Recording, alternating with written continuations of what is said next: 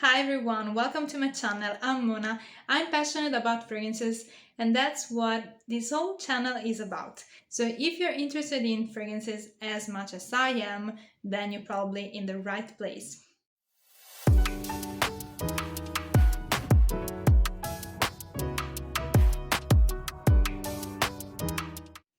In today's video, I want to talk about the most worn fragrances of 2025. I know that we're in February 2026, so it might seem a little bit late, but unfortunately I just didn't manage to do a video since I think it was October or November 2025. This is my first video of the year, so Happy New Year, because I haven't had the occasion to say that to you. And I hope that your year is going very well so far. Mine is very busy, but it's okay. I'm quite fine. And I wanted to do this wrap up of 2025 just because, I don't know, I like the fact that I have this record of what I was wearing the most in 2025 that I can watch again in the next months or in the next years. I like that I have these recorded and on my channel. So, and I think it's quite fun. It's a video that I had in mind since I think November 2025. So I feel like I want to do this video before moving on to and talk about the other topics that I want to cover. So this is my most worn fragrances of 2025, and I have here 12 fragrances. And I usually just pick 5 fragrances per video, so I'm going to go quick for each fragrance because I don't want to make this video too long. But anyways, if you want to know more about the specific fragrances that I'm going to talk about, the majority of them I've already covered them in previous videos, or the majority of the ones that I have not covered yet I will cover in future videos. But if you see some fragrances that you are interested and you want to know more about, just let me know and I will try and do a specific video about them.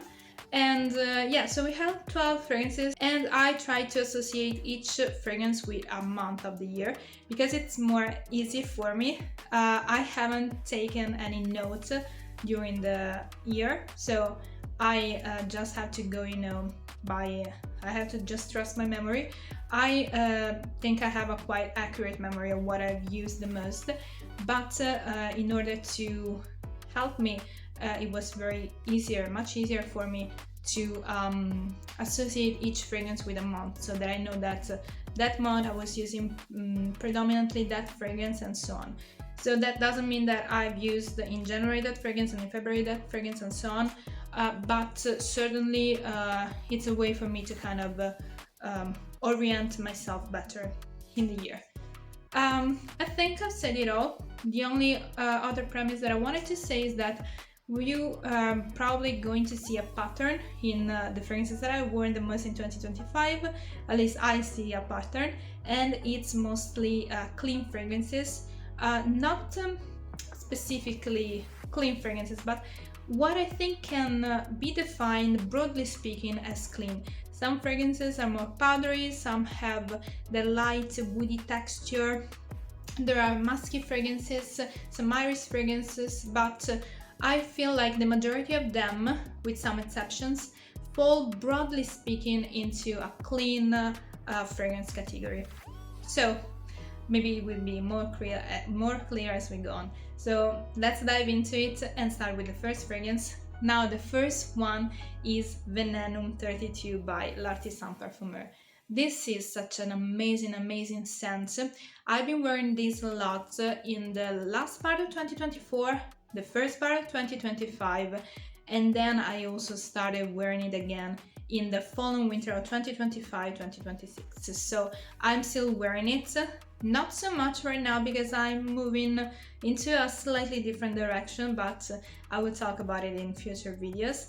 But by the way, this is a fragrance that I've used so much in 2025, and I associated with January, but as I said, I've also used it in the winter of 2026 and in the fall of 2026. So but this fragrance is such a beautiful scent that can be described as a clean scent. I usually describe it as a clean scent with a twist. because it has these some gourmand leaning notes like bread and milk, but most of all there is some sandalwood and spicy notes and a tea note as well. But to me this is a clean scent with a beautiful warm enveloping twist. It's such a great scent. It's almost a skin scent. Well, it's not because it just smells like your skin but better. It's not like that. It has a specific smell, but the smell I feel like it's very close to your body. It doesn't project too much, which is completely okay for me. Sorry, I had to interrupt the video because my dog was barking a lot.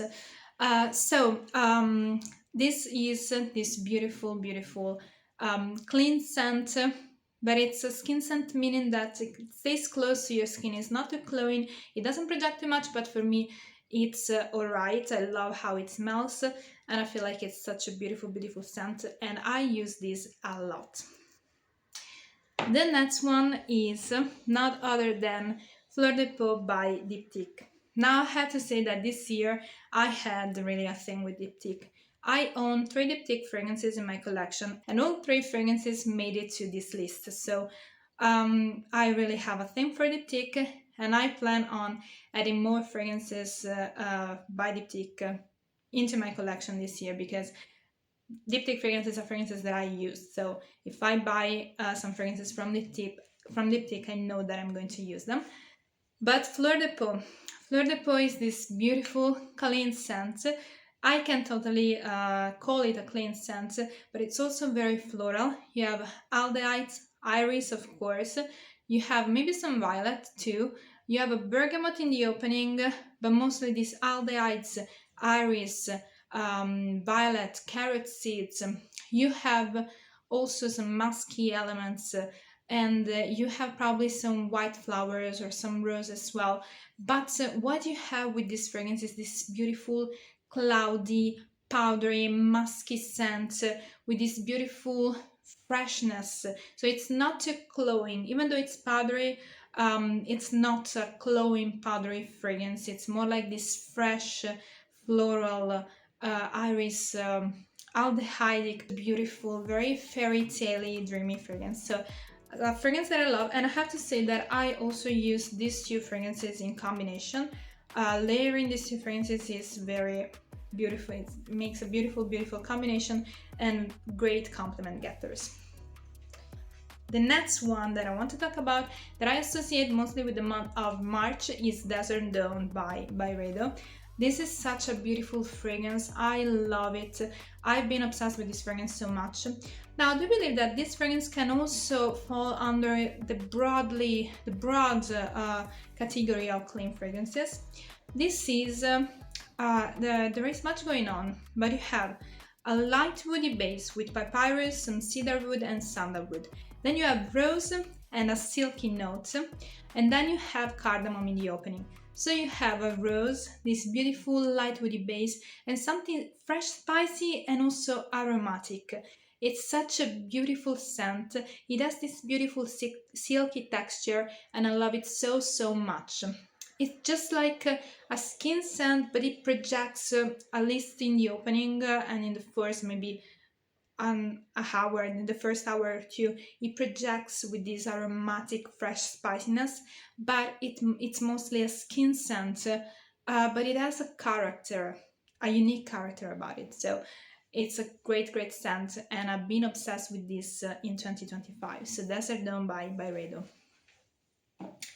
Next up, we have the second fragrance of Diptyque in this list, which is Orpheon. And this is a beautiful scent. This is another fragrance that can fall under the category of a clean scent. I don't know about it. It's more like an aromatic woody powdery scent, because you have powdery notes, some woody notes, and you have a beautiful juniper berry note in here that makes it so beautiful, makes it green and aromatic, but it stays powdery and woody throughout the entire evolution. So it's so lovely. It's a beautiful scent. I've been obsessed with this as well last year. I bought it in in Paris, in the Diptyque boutique where the club Orpheon was once was. and I love it so, so much. So Orpheon by Diptyque. Next up, another fragrance that about this year, and I've associated with the month of May, it's Parisian Musc by Matiere. This is a beautiful, beautiful scent. It has this light woody element about it. It has some cedar wood and also a musky element because it has amber seeds. But what I like about it is that it has also a green fruity element about it that makes it so perfect for the spring. And it's probably fig leaf, the note that gives this kind of green and fruity aspect. It's not actually, it is not declared as a note, but it's probably there because, you can definitely say that there's something with a fig quality about it. And I usually don't like fig in fragrances, but in this case, maybe because it's the fig leaf, or it's such delicate and combined with the woody notes and the musky notes, it's such a great, great combination. Makes it fun and chic at the same time. I love it so, so much. So Parisian Musc by Matiere. Next up, we're moving into the summer territory with Pluie by Elaka. This is a beautiful scent. It is floral, but it has a dewy texture. And you have this kind of creaminess of the floral, but very light creaminess with this dewy sensation. And there is a slightly salty element, but just slightly, because as the name suggests, it's meant to replicate the rain on a pluvial forest.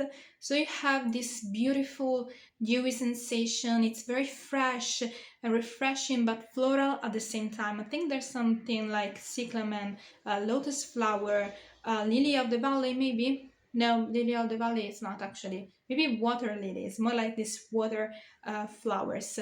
And it's such a scent, such a beautiful scent. I feel like in the warm summer days, this is such a staple. I love, love, love it so much. Pluie by Elaka. Moving on to the month of July, there is another summer staple for me, which is Comptoire Sud Pacifique Coeur. This is a beautiful ylang-ylang fragrance. I had to have an ylang-ylang fragrance during the summer, so I had to have an ylang-ylang fragrance in this list, and this is the one that I love the most. I have quite a few in my collection because I love the note, but this is my all-time favorite ylang-ylang fragrance. Here you have ylang-ylang, vanilla. You also have frangipani, which is another beautiful exotic flower that I love and adds something sweet about it. And then you have some bergamot in the opening, so it kind of contrasts all these, the vanilla, the ylang-ylang, the sweetness. It's contrasted with the bergamot, with the freshness of the bergamot, but it's not so prominent. It just has some freshness about it. It's so beautiful. It's such a summer staple for me. It's such a great ylang-ylang fragrance, very underrated as an ylang-ylang fragrance, and I love it so much also because the frangipani reminds me of the south of Italy. So if you want to smell like a summer in some coast in the south of Italy, this is the perfect choice for it. So Coeur by Comptoire Sud Pacifique. Next up, a beloved fragrance of mine, which is Tilia by Marc Antoine Barrois. Now, I have loved this fragrance this year, and I associated this one with August, but I've also used it maybe in June and July as well. But in August, I've used it the most, and I've used it a lot in the summer nights.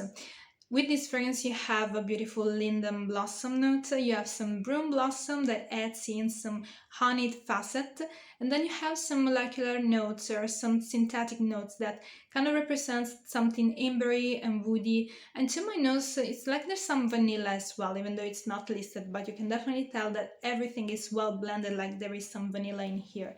But you have these beautiful yellow flowers with this honeyed facet that makes it a very, very warm scent, but a warm scent that you can totally wear in the summer, because of course in the summer you may want something very refreshing in contrast with the warm weather, or you may want something that kind of makes you think of the solar warmth of the sun, of a sunny day. And this is a fragrance that makes you think of a sunny day. So it's a very, very beautiful one. Of course, it's not glowing at all. I use it especially when it's very warm. I like to use it in the night, and especially for a date night, because this is a very sexy scent, and trust me, this works so much as a date scent. So let's move on to September. And in September, about this beautiful fragrance, which is Santal Complet by Fragrance du Bois. I bought it on Vinted, and I just say, if you have the chance to buy there, just take it, because it can be quite expensive to buy fragrances full price, and these Fragrance du Bois fragrances are very expensive. So I found it on Vinted, I trusted the vendor, and I decided to go for it. And this is such a beautiful scent. I was obsessed with it in September. This is of course a sandalwood fragrance, but you have the kind, to me it's not like, it's a kind of fragrance of sandalwood, like an Australian sandalwood, which is quite cold in a way. It's creamy and smooth, but it's colder than, let's say, the Indian sandalwood, which can be very deep.